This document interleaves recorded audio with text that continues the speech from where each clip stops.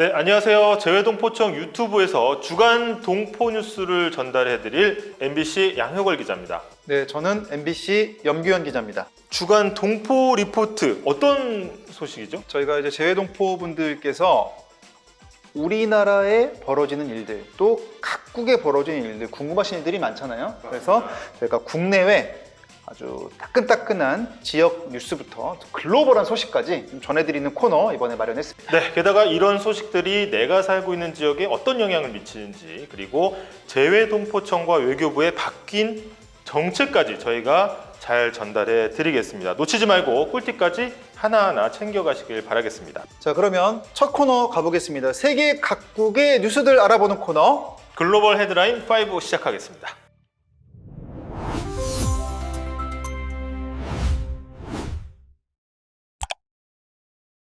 주간 동포리포트 첫 순서 시작합니다. 바로 첫 순서는 글로벌 헤드라인 5입니다. 5개의 글로벌 뉴스 저희가 뽑아서 하나하나 좀 정리해드리는 코너죠. 맞습니다. 이제 글로벌 뉴스뿐만 아니라 한국의 뉴스, 그 다음에 한국이 세계에 영향을 미치는 뉴스까지 저희가 헤드라인 5개를 뽑아서 전달해드리는 코너입니다. 네, 저희가 하나씩 보겠습니다. 먼저 첫 소식입니다. 첫 번째 소식 바로 2026년 월드컵 조추첨이죠. 이 뉴스를 뽑은 거는 아무래도 월드컵이면은 또 세계의 축제 아니겠습니까? 맞습니다. 더군다나 이번에 또 북중미 월드컵이고요. 네. 또 이것 때문에 손흥민 선수가 미국까지 간 거 아니겠습니까? 그런 큰 그림이 있었습니까? 네, 네. 네, 그래서 2026년 월드컵에 어떻게 세계 강팀들이 경합을 붙는지 거기에 대해서 조추첨이 완료가 됐습니다. 결과 한번 보여드리면 쭉 있습니다만 이제 태극기가 어디 있나 봤더니 바로 그룹 A. 네. 그룹 A에 A에 이렇게 있습니다. 네. A에. 자, 보면은 우리가 뭐 안심은 할 수 없지만 우리가 예상했던 최악의 결과는 또 아니다, 이렇게 얘기해 볼 수가 있겠습니다. 또 예전에 멕시코랑 또 한번 붙어본 경험도 있습니다. 좀 아픈 기억이 돼서 문제지만 어쨌든 멕시코는 저희한테 익숙한 팀이죠. 그리고 남아공도 또 저희가 또 얕볼 수 없는 상대입니다. 다만 우리가 또 어떻게 보면 이제 상대 전적이 그동안 좀 안 좋았던 유럽의 강팀들은 좀 피했다, 이런 이제 평가들이 좀 나오고 있습니다. 저희가 과연 어떤 결과 나올지 한번 지켜봐야 되겠죠. 네, 맞습니다. 이번에 또 한일전도 유력하다, 이런 예상도 나오고, ESPN 같은 채널에서는 이제 대한민국이 32강 직행할 것이다, 이런 또 섣부른 예측도 나왔는데 끝까지 저희가 또 방심하지 말고 잘 해봐야겠죠. 섣부르다는 말을 굳이 우리가 할 필요는 없습니다. 그렇습니다. 네. 자, 다음 소식 가보겠습니다. 바로 다음 소식은 중국, 일본 중일 관계 얘긴데요. 네, 중국 항공사가 일본으로 가는, 그러니까 중국에서 일본으로 가는 항공편의 무료 취소를 이제 3개월 동안 연장하겠다. 원래 항공편을 예약했다가 취소하면 어떻게 됩니까? 취소가 굉장히 어렵게 까다롭게 만들어 놓죠. 위약금도 물어야 돼요. 맞습니다. 근데 중국에서 일본행만큼은 공짜로 취소해주겠다, 이 얘기입니다. 이 얘기는 뭐냐면 중국 정부 입장에서는 중국 사람들이 좀 일본으로 안 갔으면 좋겠네 라는 이제 의지를 좀 표현을 한 거죠. 네, 그래서 그게 일시적일 줄 알았는데 이게 연장됐다는 소식이고요.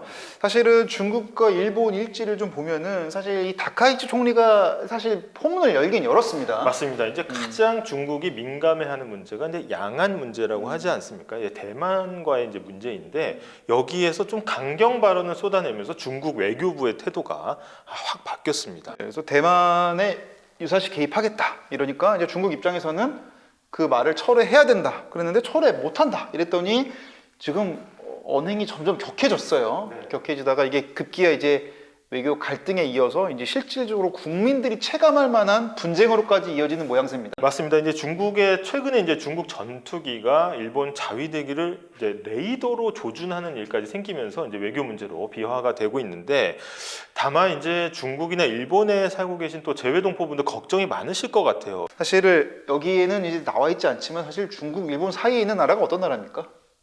대한민국. 우리나라입니다, 우리나라. 맞습니다. 그래서 대한민국 같은 경우에도 상당히 좀 어려운 선택에 놓일 수 있다, 이런 분석들을 많은 전문가들이 하고 있는 것 같습니다. 다음 소식은 테슬라 관련 소식입니다. 네, 테슬라는 뭐 자동차 브랜드로 워낙 유명하지만 특히 이제 자율주행 기술에서 이제 독보적이라는 평가를 받고 있습니다. 이른바 FSD라고 해서 이제 Full Service Driving이라고 하죠. 맞습니다. 완전 자율주행, 그러니까 손까지 다 놓고 하는 완전 자율주행을 세계에서 7번째로 대한민국에 전면 도입했다라는 소식이 이제 전해졌습니다. 네, 이게 지금 그 테슬라 화면입니다. 지하 주차장도 알아서 빠져나간다고 하더라고요. 그거 좀 신기할 것 같긴 해요.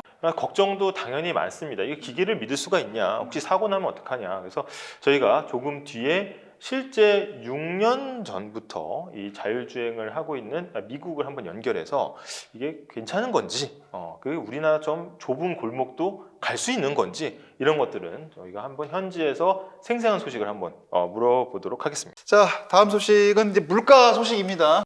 네, 약간 퍽퍽한 소식이긴 하지만 이제 환율이 굉장히 높은 수준에서 떨어지질 않고 있어요. 사실은 여기 1,400원 플러스라고는 돼 있지만 지금 중후반대도 위협을 하고 있죠. 맞습니다. 네. 그래서 이거 뭐 1,500원대가 무너지는 거 아니야 이런 이제 우려도 나오고 있는데 환율 같은 경우에는 또 양면이 있습니다.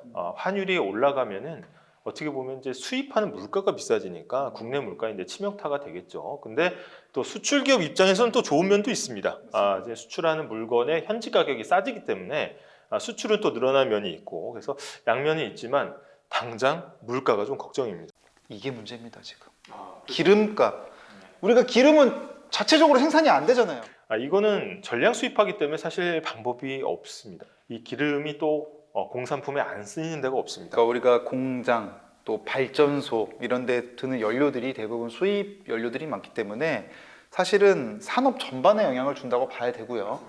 그 산업 전반에 영향을 주는 기름은 원화로 사오는 게 아니라 달러를 주고 사오기 때문에 이게 환율의 영향은 사실은 우리 경제에는 정말 크게 다가올 수밖에 없다. 물가가 사실 이제 과거에 이제 자유무역에서 이제 보호무역 기조로 오면서 관세 충격이라든지 아무래도 생산 비용이 많이 이제 늘어나면서 특히 이제 미국 경제도 굉장히 잘 나간다고 하지만은 또 미국 내에서 물가는 또 치솟고 있다는 소식들이 나오고 있습니다. 네, 그래서 물가 문제 이따가 잠시 후에 미국 현지 연결해서 좀 더 자세히 짚어보도록 하겠습니다. 네, 다음 소식 뭔가요? 다음 소식은 IT 소식인데 쿠팡 정보 유출 관련 소식입니다. 이 쿠팡 쓰시는 분들이 또 저는 사실 이렇게 많은 줄 몰랐어요. 아니 뭐 3천만 명이 넘는다고 하니까 지금 유출된 규모가 3,300만 명의 쿠팡 이용자들의 집 주소, 그다음에 뭐 거래 내역 이런 것들이 사실은 다 유출이 됐다고 하거든요. 그런데 문제는 그런 1차 피해는 이제 당연한 거고 문제는 바로 이런 2차 피해 국민으로 넘어가는 상황이다. 맞습니다. 이게 뭐 해킹에 이용되거나 아니면은 우회해서 들어와서 이제 결제로 이어지는 경우에는 실제로 금전적인 피해가 크게 날 수가 있거든요. 그래서 국내에서도 그렇고 이 쿠팡에 대한 이제 대응책 이런 것들이 이제 계속해서 뉴스에 나오고 있습니다.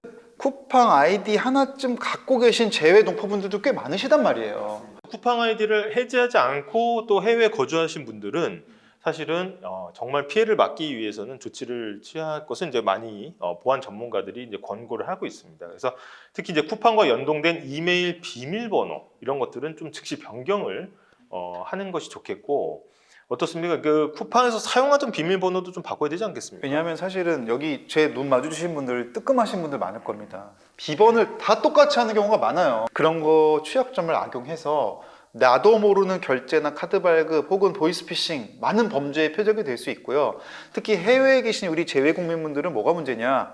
해외 사이트를 또 다들 가입하신 분들이 많습니다. 근데 해외 사이트들 특징이 뭐예요? 카드 번호만 넣으면 그냥 바로 결제돼 버립니다. 그러니까 우리나라 같이 뭐 확인 절차 좀 더 없는 경우도 있거든요.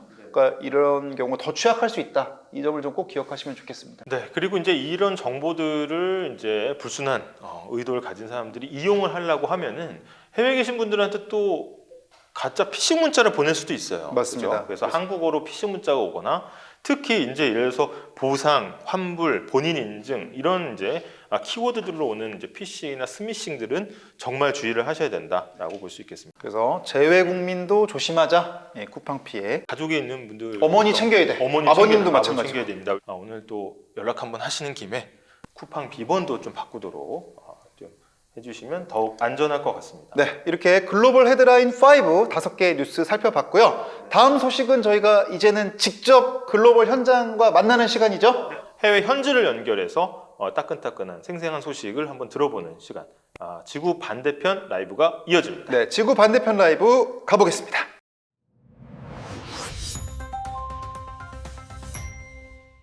달러가 1,500원 가까이 되는 고환율이 계속되면서 물가가 크게 뛰고 있습니다. 특히 기름값이 크게 올랐습니다.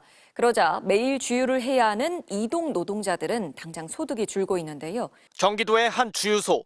휘발유 값은 리터당 1,900원에 육박하고 경유는 1,700원에 넘었습니다. 서울은 휘발유가 2,000원 넘는 주유소도 많아졌습니다. 국제 유가는 작년보다 11% 넘게 떨어졌지만 기름값은 고공행진입니다. 환율 때문입니다. 화물차를 운전하는 진영우 씨는 당장 소득이 줄었습니다. 경유 가격이 작년 이맘때보다 리터당 200원 가까이 비싼데 하루에 200~300리터씩 채우다 보니 한 달에 작년보다 기름값으로 100만 원 넘게 드는 겁니다. 한 달에 100만 원 이상의 차이가 나버리니까 많게는 뭐 150, 200도 차이가 나고. 기름값은 올리지 경기는 안 좋고 점점 이론 줄어들지. 차값은 계속 올라가지. 차비는 그대로지. 환율은 수입 식품 물가도 끌어올리고 있습니다. 고등어는 13%, 키위는 12%, 수입 쇠고기도 6% 넘게 올랐습니다. 네, 저희 조금 전에 뉴스도 보셨지만 요즘 환율이 난리 아닙니까? 네, 환율이 무서운 거는 아까도 말씀드렸듯이 물가에 영향을 미치기 때문인데 또 물가하면 또 빼놓을 수가 없는 게 또 미국 물가입니다. 맞습니다. 그래서 현지 상황을 좀 알아보도록 네, 하겠습니다. 고환율 지구 반대편 소비 상황 어떤지 손영옥님 연결해 볼 건데요. 손영옥님 혹시 나와 계신가요? 네, 안녕하세요. 저는 오리건주에 이주해서 산 지 5년 차 된 주부입니다. 한국에서 이민 온 지 벌써 5년이 됐네요. 네. 5년이면 이제 5년 지나도 김치찌개 생각나나요? 당연하죠. 어제도 해 먹었습니다. 네. 저희가 이제 또 물가 정말 얼마나 지금 심각한가 이거 좀 짚어보려는 거 아니겠습니까? 네, 맞습니다. 사실은 제가 좀 전에 마트에서 간단하게 장을 보고 왔는데 계란 한 판이 18알짜리 작은 사이즈 계란 한 판이 7불, 8불, 9불 세 종류가 있더라고요. 그래서 제가 제일 저렴한 7불짜리를 사왔는데 7달러면 얼마인지 아시죠? 지금 환율. 10,000원 되는 거예요. 만 원. 거의. 그래서 가서 간단히 아이 우유나 간식이나 이런 계란 몇 가지만 사도 사실 한 50불, 70불, 100불까지 금방 나오더라고요. 그래서 장 보는 게 사실 만만치가 않습니다. 아니 근데 저희가 알기로는 지금 시즌이 되게 쇼핑 빅 시즌 아니겠습니까? 이제 블랙 프라이데이 시즌인데 그러면 이제 할인 행사도 많고 뭐 싸게 파는 것도 많고 할 텐데 그럼에도 불구하고 물가가 어떻게 보면 낮다고 느끼지는 못하는 거잖아요, 그렇죠? 블랙 프라이데이는 정말 사람들이 많아요. 그리고 여기서는 물가가 높아지고 경제가 어렵다고는 하는데 쇼핑하는 분들은 여전히 많은 것 같습니다. 네. 아니 그러면 그거 좀 분위기를 어떻게 설명해야 됩니까? 이제 본인의 경험에 비춰 보면 물가는 비싼데 줄 서는 현상은 그만큼 뭐 어떤 걸로 좀 해석을 해야 될까요? 얼마 전에 이제 미국 뉴스를 본 내용을 포함해서 말씀을 드리자면 사실 경제도 어렵고 해고, 레이오프 당하는 분들도 상당히 많거든요, 주변에도. 그런데 신용카드 결제로 쇼핑을 하는 분들이 많으세요, 미국에도 역시나. 우리 한국에도 예전에 신용카드를 조금 남발한다고 해야 될까요? 지금은 신용카드의 그 혜택, 그러니까 예를 들어 일시불이 아니라 무이자 할부나 카드 할부 혜택 같은 여러 가지 혜택들을 제공하면서 그 카드 소비를 좀 많이 하게 늘게 하는 그런 게 좀 있다고 해요. 그래서 사실은 카드 빚으로 쇼핑을 하는 거잖아요. 그래서 나중에 더 크게 경제적으로 힘든 부분들이 몰아닥치지 않을까 예상이 된다는 제가 뉴스도 봤거든요. 본인 얘기는 아닙니까 혹시? 그래서 살살 카드를 쓰고 있습니다. 지금 카드를 살살 긁고 있는 이제 손영웅님. 네. 다름이 아니라 이게 어떻게 보면 저희가 이제 재외동포 뉴스에서 물가를 다루는 거는 이제 미국 현지의 어떤 분위기도 저희가 파악하고자 함이지만 또 어떻게 보면 잠깐 나가 계신 분들도 있단 말이에요. 유학이라든지 아니면 이제 가족과 잠깐 떨어져서 뭐 일을 한다든지 이런 분들은 주변에서 보시면 굉장히 좀 요즘 힘드실 것 같아요. 이 송금이나 이런 것들은. 유학 자금이나 생활비를 보내시는 분들은 상당히 어려우실 것 같고 또 그런데 반면에 미국 생활을 좀 오래 하신 부모님 세대부터 이민 오셔서 이제 2세대 이런 분들 그런 한인 가족들의 경우는 혜택은 아니지만 요즘 한국이나 일본 쪽으로 여행들을 많이 가시더라고요. 오히려 환율이 좋으니까. 네. 미국도 이제 먹거리 물가는 좀 어떻습니까? 미국 같은 경우에. 비쌉니다. 일단은 외식은 상당히 고가고 아시다시피 미국은 팁 문화가 있잖아요. 그래서 우리가 뭐 몇 가족이 됐든 간에 $100 정도의 뭐 식사 비용이 나왔다 해도 거기에 최소 15%에서 25% 팁을 내야 해요. 안 낼 수가 없는 분위기라서 일단 카드를 결제할 때 그 세 가지 고를 수 있는 버튼이 나옵니다. 팁을 15% 낼 거냐, 25% 낼 거냐 이런 식으로. 그래서 사실 그 팁 때문만도 상당히 아무래도 부담이 크고요. 그래서 제가 또 한 가지 말씀드리고 싶은 거는 이제 아무래도 환율 때문에 미국에서 그 급여를 받는 분들은 한국 여행 갈 때 약간은 조금 부담이 덜할 수 있잖아요. 지금 상황에서는. 그래서 한국의 가족분들, 친지분들 만나러 한국에 여행 가신 분들의 경우를 보면 진짜 한국에서는 맛있는 식당도 많지만 정말 좋은 식당에서 좋은 음식과 뭐 여러 가지 반주로 음식을 대가족이 같이 먹어서 계산할 때도 너무 그 가격대가 만족도가 크다는 거예요. 돈 쓸만하네. 미국에서는 환율로 계산하면 절대 외식을 할 수가 없는 가격대거든요. 그래서 아니 이거 먹고 이 돈 내야 돼? 한국 가서 쓰면 더 좋은 진짜 맛집 가서 이 정도를 먹을 수 있는데 이런 조금 그런 느낌이 많이 들어서 아쉽죠. 많이. 아까도 말씀해 주셨지만 어쨌든 이제 달러로 급여를 받아서 어쨌든 생활을 하는 것도 참 어려운데 그죠? 특히 이제 유학을 간 또 이 유학생들은 사실 공부하느라 돈도 없는데 물가는 또 엄청 비싸니까 유학생들도 굉장히 힘드시겠어요 보면. 그렇죠. 예전에 제가 사실 그때 좀 IMF 시절과 비교를 하자면 97년도, 8년도, 뭐 2000년도 근처에 주변에 유학생 친구들이 많았거든요. 그때도 참 어려웠던 기억이 나는데 지금도 좀 그런 분위기일 것 같아요. 네. 한국 같은 경우에 이제 물가가 많이 오르다 보니까 이제는 그 저가 할인 매장이나 이런 데서 아니면은 저희 뭐 중고 거래가 좀 활성화된다든가 이제 나름의 이제 살 궁리들을 하거든요. 근데 미국 같은 경우에도 혹시 생존 전략, 꿀팁 이런 거 혹시 있나요? 미국 소비자들? 미국 같은 경우는 아까 말씀드린 블랙 프라이데이처럼 정말 대폭 폭탄 세일 같은 할인 같은 날을 잡아서 그때 이제 왕창 필요한 물건들, 고가 전자제품이나 여러 가지 물건들을 사는 분들이 많으시고요. 중고 판매를 많이들 하시긴 해요. 그래서 페이스북에 있는 뭐 마켓 관련 그런 중고 마켓도 있고 아니면 본인 집 거라지 세일이라고 해서 본인 집에 이제 물건들을 노점처럼 이제 펼쳐놓고 그런 식으로 하시는 경우도 많고 이게 고물가에 또 나름 또 적응하는 또 활동들을 하고 계신 거군요. 이렇게 그냥 따끈따끈한 현지 소식 전해주셔서 너무너무 감사드립니다. 네, 물론입니다. 네. 오늘 너무 감사드립니다. 네, 감사합니다. 네. 네.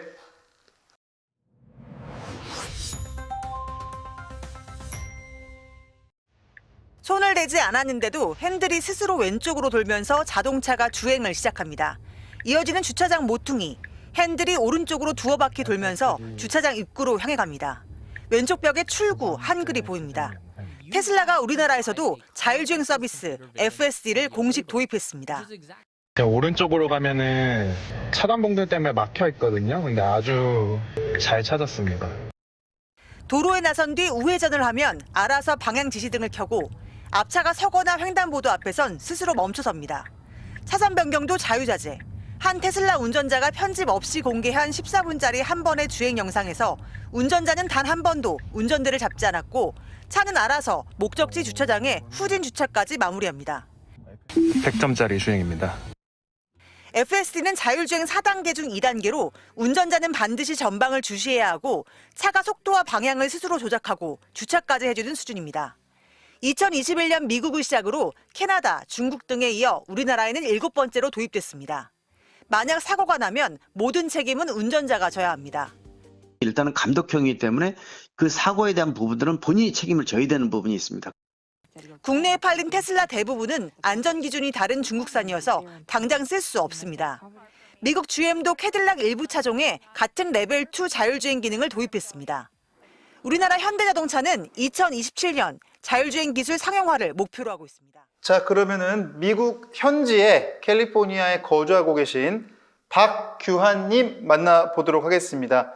여기 재외동포분들 보고 계신데 잠깐 부탁드리겠습니다. 네, 안녕하세요. 저는 박규하입니다. 책을 한 2년 전에 나는 테슬라에서 인생 주행법을 배웠다라는 자기계발 성격의 그 책을 출간을 했고요. 그 다음에 그 이후로 출간 활동을 하고 여러 가지 한국에서 어떤 강연이나 이런 것들을 진행하다가 지금은 실리콘밸리에 있는 또 다른 그 열정을 찾아서 그런 스타트업에서 지금 근무를 하고 있습니다. 그리고 저희가 이제 뭐 뉴스로만 접한 소식이긴 하지만 이게 로보택시가 어느 정도 이제 자율주행이 안정화돼 있다 보니까 뭐 애들 등하교 때도 그냥 태워서 보내기도 하고 뭐 이런다는 뉴스가 들리는데 저희가 볼 때는 괜찮은가 이런 생각이 들거든요. 그래서 현지 분위기가 좀 어떤지 좀 궁금합니다. 네. 실제로 막 이렇게 태워서 보내는 경우는 많지는 않고요, 사실.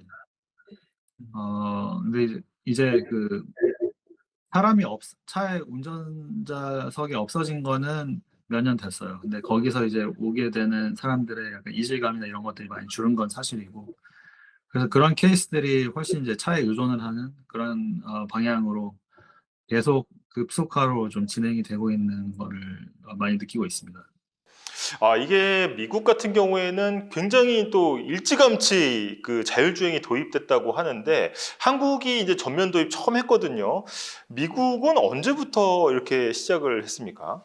아무래도 그 테슬라가 샌프란시스코 그 베이에리아 지역에서 있다 보니까 이 기술 같은 경우는 저는 한 6년 전에 그 테슬라 그 모델 3 그때 이제 데모 드라이브를 했을 때 처음 그 데모 드라이브를 하면서 처음 접했고요. 그때부터 기술은 있었고 가장 이제 궁금한 점이 이거 그냥 자율주행 맡겨도 될까? 이런 이제 궁금증들이 많으신데 실제 먼저 경험해 보신 입장에서는 좀 어떠신지 좀 이야기를 좀 듣고 싶어요. 예.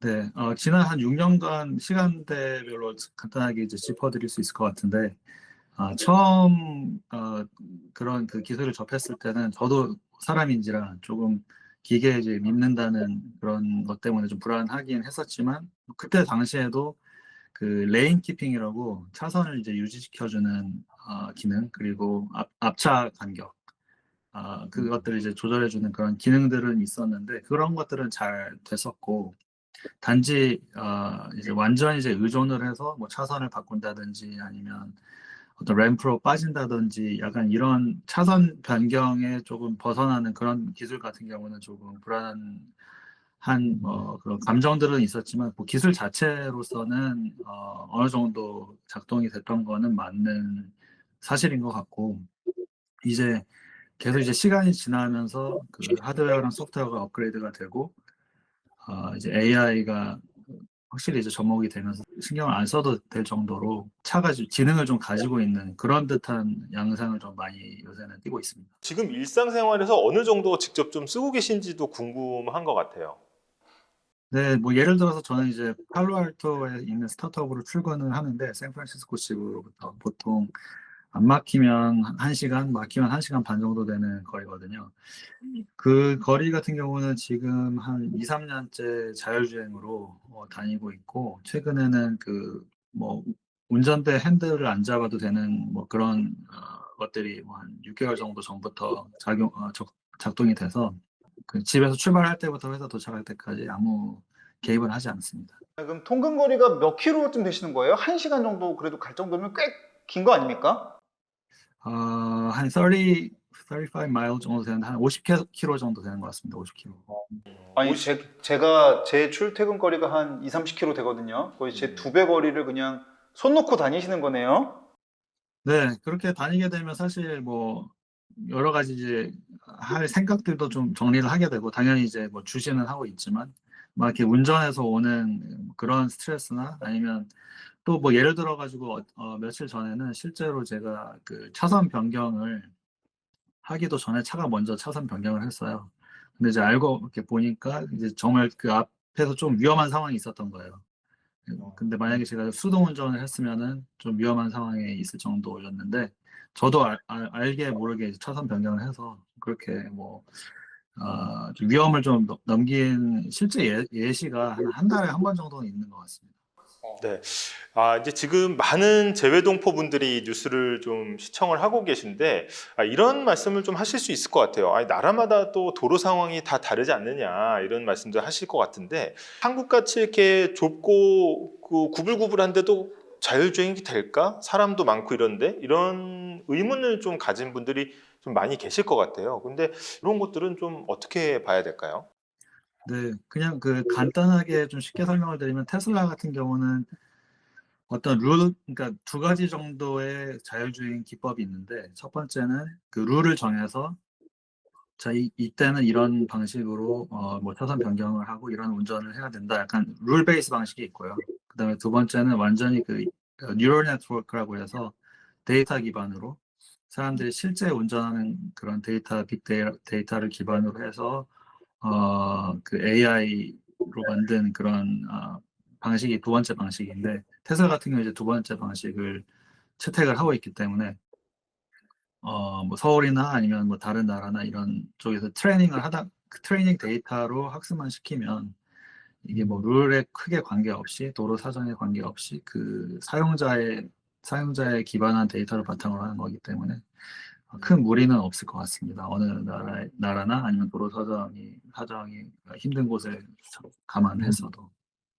지금 보시면은 이제 실제 사용자이면서 또 이제 엔지니어 입장에서 보실 때, 앞으로 이런 자율주행 차량이 대중화되거나 혹은 우리 생활에 스며들려면은 좀 어떤 규제나 좀 지원 내지는 정책 필요하다고 보세요? 여러 가지 사례를 보게 되는데, 우버도 그랬고 크루즈도 그랬고, 여러 가지 이제 뭐 사고가 한번 나면 이제 거기에서 오는 어떤 그 기업과 그 다음에 사회와의 그런 커뮤니케이션 간격, 뭐 이런 것 때문에 그 사업이 약간 좀 지체되는 그런 걸 많이 봤거든요.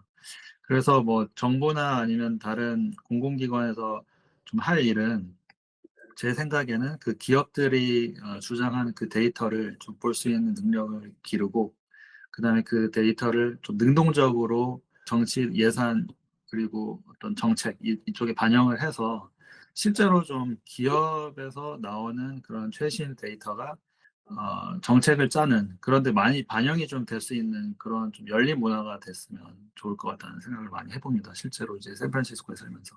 자, 오늘 자율주행 관련해서 이제 작가님이 너무 또 좋은 말씀, 그다음에 현지의 분위기를 전달을 해주셨는데요. 오늘 너무 감사합니다, 작가님. 감사합니다.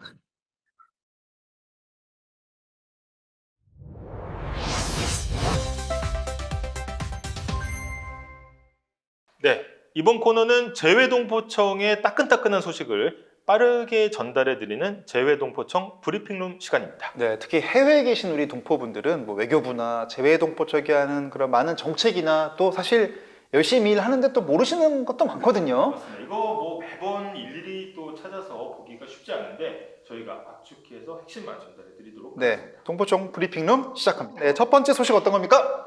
자, 재외동포청 2026년 예산이 이제 확정됐습니다. 자, 이 눈에 띄는 게 1,127억 원. 이게 상당히 증액이 된 거라고 하죠. 네, 지난 예산에 비해서 한 5.3% 정도 증가한 예산이고요. 이 본 예산이 사실 이제 1,000억 원 살짝 남짓으로 올라갔는데 1,100억 원을 넘어서 이제 확정이 됐습니다. 네, 보면은 이제 고려인 동포 권익 신장이랄지 대륙별 한일회장 대회 같은 예산들이 좀 추가돼서 아마 내년 한 해 좀 더 우리 재외동포들이 같이 교류할 수 있는 장이 좀 더 많아지지 않을까, 이런 기대를 조금 해봅니다. 맞습니다. 이제 재외동포청의 이제 중점 사업들을 보면은 어떻게 보면 귀환하는 동포들에 대한 지원, 게다가 이제 세계 각지에 이제 살고 계시는 세계 한인에 대한 네트워크 지원, 그리고 이 차세대 정체성 교육 강화 이런 이제 아주 필요한 사업들의 이 예산들이 이제 쓰여지게 되거든요. 네, 좋은 또 경험과 기회가 많이 돌아가기를 바라보겠습니다. 다음 소식 뭐죠? 다음 소식. 자, 재외동포청과 한국경영학회가 양해각서를 체결했다고 합니다. 자, 어떤 양의 각서냐 봤더니 이제 사실은 우리 재외 동포분들 중에도 크게 또 사업하시는 경제인 분들이 많으시잖아요. 특히 이제 우리나라의 어떤 이제 특유의 또 네트워크 문화가 또 있습니다. 또 특히 경제적으로 이러한 것들을 정말 이제 실질적인 어떤 이제 경제 네트워크로 승화시키기 위해서 이번 MOU가 이제 체결이 됐고요. 어떻게 보면은 해외 동포 경제인들하고 그다음에 이제 또 한국 경영학회면 또 경영 코치의 또 프로들 아니겠습니까? 네. 그래서 많은 또 키 케이스들 또 해외 진출 사례들 같은 것들이 교류가 돼서 좀 우리 경제인들, 우리 동포 경제인들에게 큰 힘이 되기를 좀 바라보겠습니다. 다음 소식은 어떤 거죠? 자, 공공기관 의료문서는 공증 없이 아포스티유를 발급하게 된다는. 이거 이제 딱 보시는 순간 살짝 이제 놀라시는 분들이 있어요. 약간 겁나는 단어들이 나와 있어. 아포스티유. 이게 해외에서 이제 거주하신 분들이면은 아마 나가실 때 그리고 이제 들어오실 때 그다음에 증빙해야 될 때 뭐 학교 관공서 엄청나게 이제 증명 서류를 내야 되는 게 많습니다. 근데 어떻게 막말로 얘기해 보면 그 나라에서 그 나라 이게 이민 온 사람에 대한 나라의 문서를 인정을 해줄 것이냐. 그렇죠. 이게 문제가 이제 생기는 거고요. 그래서 이제 공증을 통한 이제 아포스티라는 이제 확정을 해줍니다. 근데 그런 것들이 사실 굉장히 절차가 까다롭고 시간도 오래 걸리고 이제 공공 의료기관에서 발급한 문서는 공증 없이 아포스티유를 발급한다. 쉽게 말하면 사실 이거 저희가 느꼈던 적이 있어요. 바로 언제? 코로나 때. 어디 입국할 때마다 백신 접종 증명하라고 하는데 나는 한국에서는 증명이 되는데 외국에서는 증명이 안 되니까 뭐 다시 검사하라고 하고 이런 불편함 우리 있었잖아요.